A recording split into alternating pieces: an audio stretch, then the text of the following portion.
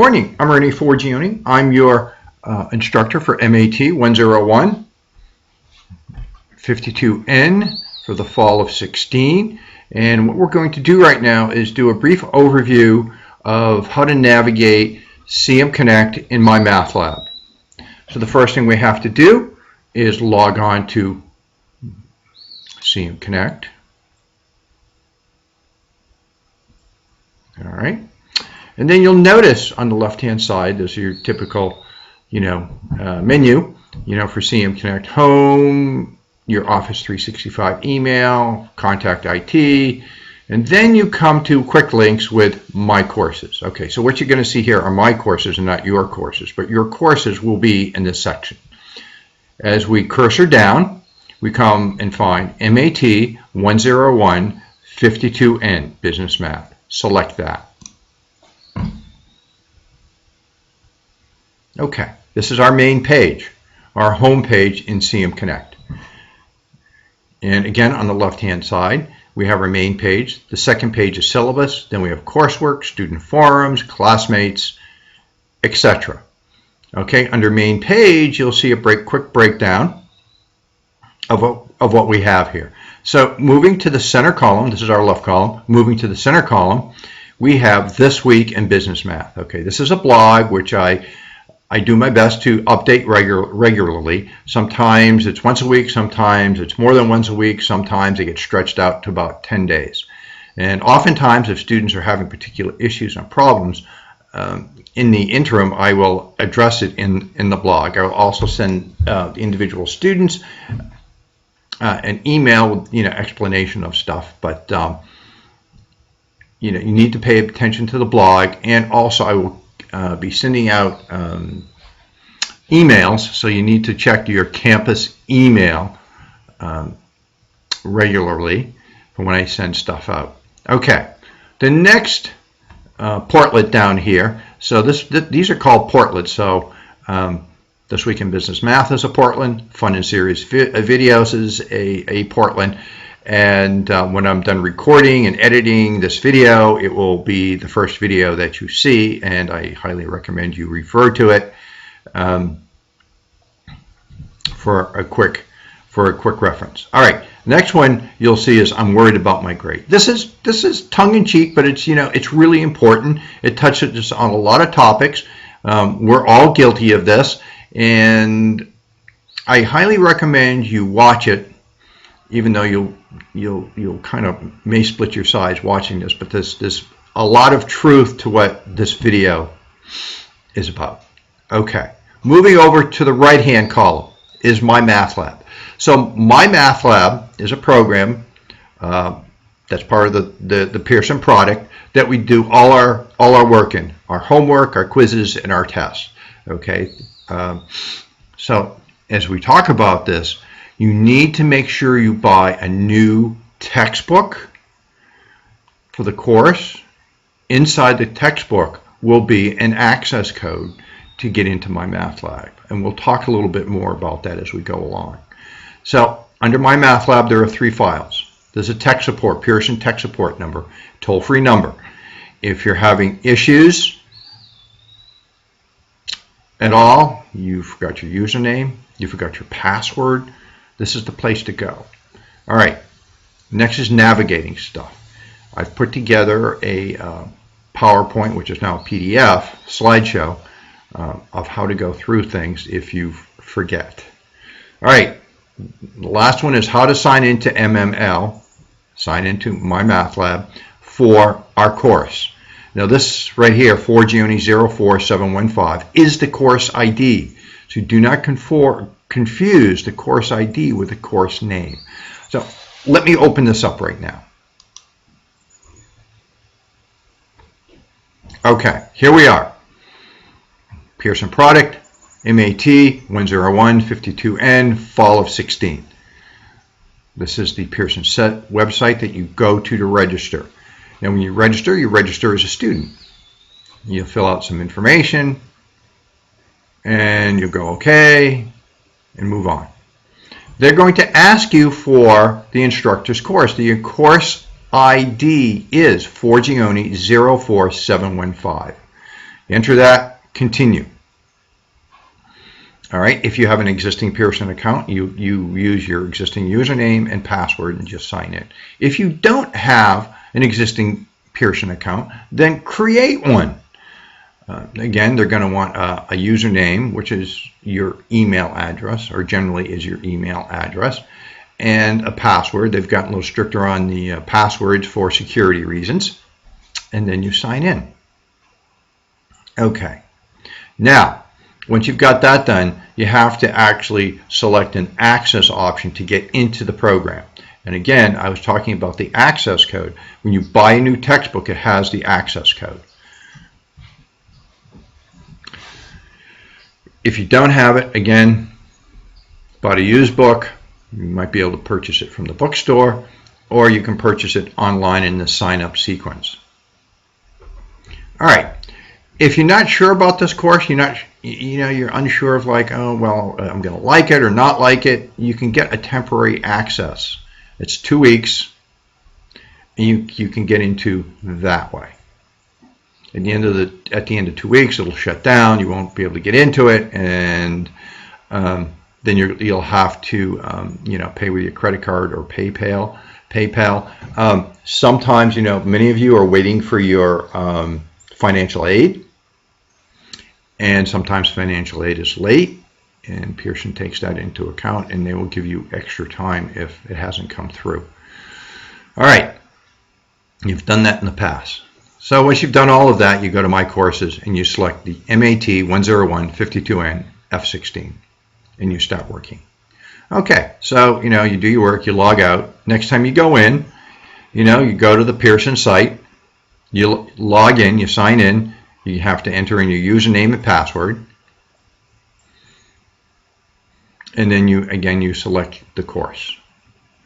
If you just have a temporary access, when that time is up and you're ready to pay, you just go to the website, you sign in, you enter your username, password, and then once you sign in, you'll select upgrade access for this course, and then you will pay via credit card or PayPal. Now, I highly recommend that you print this out because it has all the information that you need, and when you do register for the course, if you're setting up your own account, a new account, you can write down your username and password. This is kind of an issue for a lot of you that have multiple emails accounts, and you don't know how many times students said, oh, I use that email account for this class. Oh, that password is for another email account. So lots of times students kind of mix and match email accounts and passwords. Keep it simple. Okay, so I'm going to close out of this, and we'll go back and go to the navigating stuff.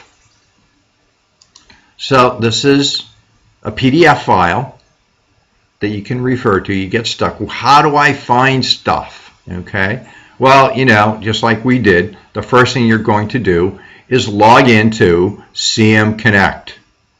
All right, you're going to go to My Courses. All right, you're going to select that and then open that up, and then you're going to select this course. You cursor down and select the MAT 101 52N. And this is what you're going to find at the main page. You've got the blog here. You can see all the entries that I have. On the right-hand column, you see My Math Lab and the 3 files that you need in My Math Lab. Then you're going to see information about exams, and there's a number of handouts and information in there: quiz schedule, test schedule, homework schedule. And then down below, there is a miscellaneous handouts for being successful in this class. It's embedded in My Math Lab, and there's a bunch of self-help topics. A couple of good ones are time management. If you have any kind of math or test anxiety, there is a video with a follow-up questionnaire to see how you rate with the anxiety level. And if pretty high, you get in contact with me, the LAC, which is the Learning and Advising Center, or talk to your advisor and what's going to be the best way for you to be successful. We kind of put our heads together on that. Okay, going down some more. We look at, okay, so now you've entered in, you've signed in, logged in, and you're in your My Math Lab. This is your course homepage. Now, if you've taken other courses, you've taken a 030, 050, or a 100, this is what you're going to, you'll be familiar with this. If you've taken or currently taking a science course, you're going to have multiple courses in here, whether it's Gen Bio, AMP, or some other science requirement that you needed to take. You'll see the multiple courses here. All right, so you're going to select the correct course, MAT 10152N, and then you enter in your main page of the course, and you get your course home. You also have a calendar here. All right, the calendar will display the start and end dates for any of your assignments. Now, when you get in there, when you sign in and log in, you're not going to see a start date for your homework, because when the course was created, it automatically populated the start date for your homework, which was back in mid-August. It will have the end date for each assignment, and it will have the start and end dates for your quizzes and the midterm and final. All right. So where do I find my homework? Well, if you notice, it's in the link below Course Home. You open it up and you'll see your assignments. Okay, where do I find quizzes and tests? And again, it's the link below Homework. All right, so these are the quizzes. These are the tests in here. Now, you'll see this bar right in here. Anything above the bar are your assignments. Anything below the bar are practice quizzes and tests that you can do to prepare for your quizzes and your tests. There's three tests, if you wish, for each chapter. Pre-test, a review quiz, and a post-test. Unlimited number of times you can take it to practice to be successful. I highly recommend that you do that. Okay, so that takes us through the PDF file. All right, so as we're back on our main page, information about exams. So what do we have here? Okay, you have three options to take an online exam. You can take it at the testing center with Dan Dundor. You can find an outside proctor to administer your tests. The forms you get from Dan, and he will approve the proctor. We have a last option, which is ProctorU. ProctorU is a testing service that we've been using for a while. The advantages to ProctorU, if you're a long distance from campus, let's say you're up in Bangor and you're taking this course, well, that means you've got to drive to Auburn to take this course. And you may have to take time off for work. You've got to buy the gas. You may need to find a sitter if you have kids. So it's really cheaper to take this, use ProctorU, than to travel down to Auburn to take the test. If you live close by, well, that's a different story. Now, there is a fee for using ProctorU. There's also a fee for using the the testing center on campus. Testing center is cheaper, but realistically, using ProctorU is much more convenient to your schedule. All right, so you get the homework schedule. Let's take a look at that. And actually, let's look at the quiz and test schedule. Okay, so you'll see it has a start date, end date. It lists the quiz assignment. It lists the chapters covered.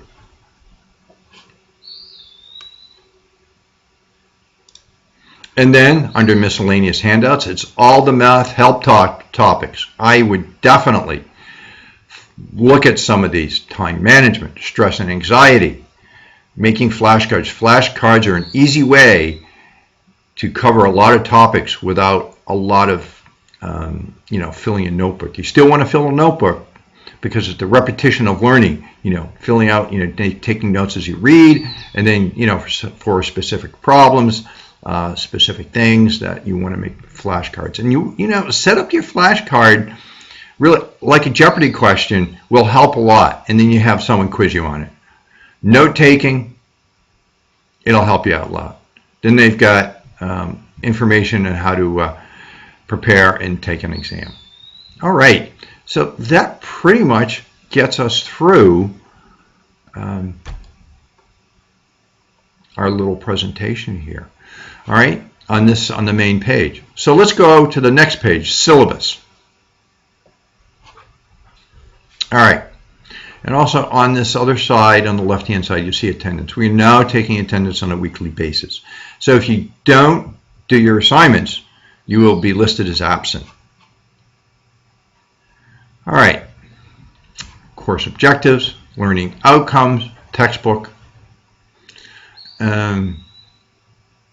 You know, feel free to contact me when you get stuck. In the homework, there's ask your instructor. Select that, send it to me. They'll ask you for a little brief statement, and I read it, and I get back to you as soon as I can. I have been having an issue where a lot of student emails are ending up in the junk folder, so I'm finding myself on a daily basis checking the junk folder, or every other day. So I try and get back ASAP. If you don't hear from me within 24-36 hours, contact me through Pearson. That does not go to a junk file. All right.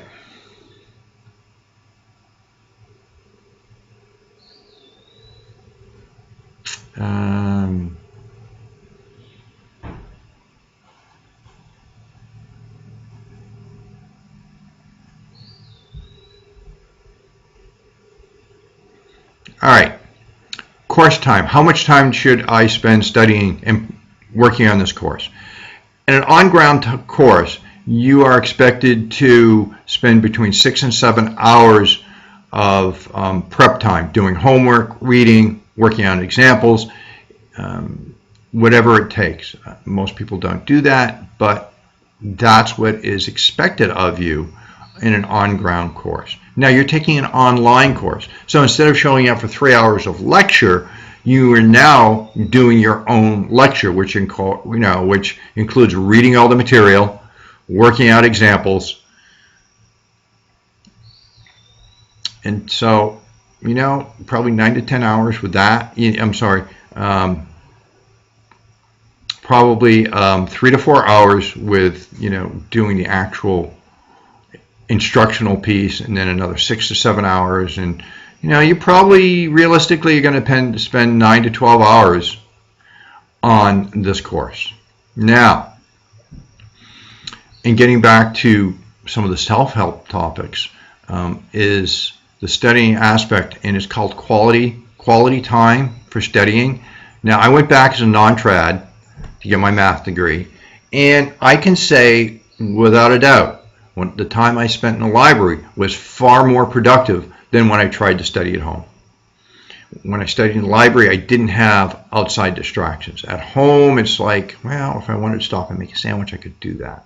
If I wanted to make a pot of coffee, I'd stop and do that. The phone was ringing, I'd stop and answer it. The cat wanted to come in, the cat wanted to go out.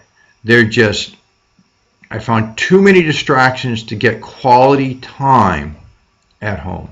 And really, to be successful, you need quality time. All right.